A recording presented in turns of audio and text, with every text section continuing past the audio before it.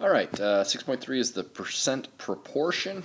If we want to find a part, a whole number, a percentage, we need to set up a proportion and solve it.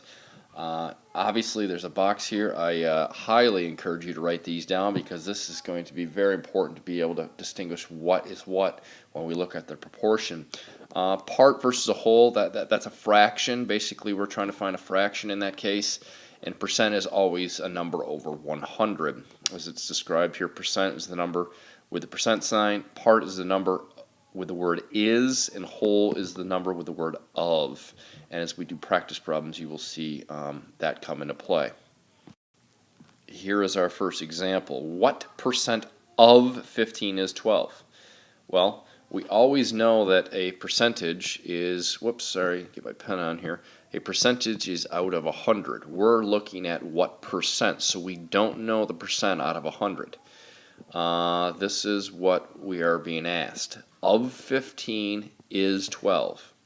So 12 of 15. My fraction is 12/15, and I want to know what is that as a percentage. Well, we go back to previous chapters, and we are going to cross multiply to solve for x. I go ahead and I multiply across. 12 times 100 is 1200.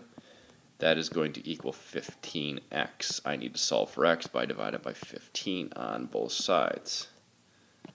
I then obviously go and divide 1200 divided by 15, and a little running out of room here. 1200 divided by 15 is 80. Now, it is a percentage out of 100, so my answer would be 80%. Hope you followed that. Let's keep trying some more and see if that keeps making sense here. All right, what number is 36% of 50? Well, my 36%, obviously I can always put the percentage over 100. That's always going to be 1/2 of my fraction, of my proportion, excuse me. This is the key now. Of 50. Of 50 is always going to be my denominator. If you watch the first slide, that's what I had said. If the word of, that's going to be my whole number. I am looking for the part. What number? So again, make it an x or whatever you want. Easiest way to probably do this, 100 divided by 2 gets me 50. So I'm going to take my 36 and I'm going to divide it by 2, and I'm going to get 18 for x. So what number is 36% of 50? It would be 18. Another practice problem here, 150% of what number is 24? Well, again, it's a percentage, so I'm going to put a percentage. Now in this case it's bigger than 100, but that's fine, it's still a percentage.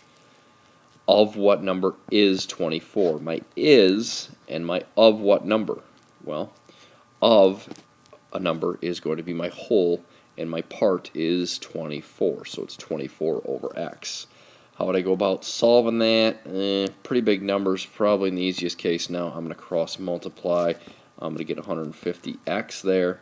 When I cross multiply 24 times 100, I'm going to get 2400. I need to then obviously solve for x by dividing by 150. These cancel out. X then equals 2400 divided by 150 is 16. So x would equal 16. And that should make sense that my denominator is smaller than my numerator because we're looking at a number of 150%. So it's got to be a bigger number on the top than it is on the bottom. So my answer in this case would be 16. All right, here are 3 practice problems I'd like you to try for tomorrow. Keep in mind when you're looking at ofs, there's your is this one you're looking for a percent. What number is 40% of? So you're looking for a number of 80. So keep in mind when you look at those numbers, or excuse me, look at those words, what you're after. Are you after the whole? Are you after the part? Are you after the percentage? And so on and so forth.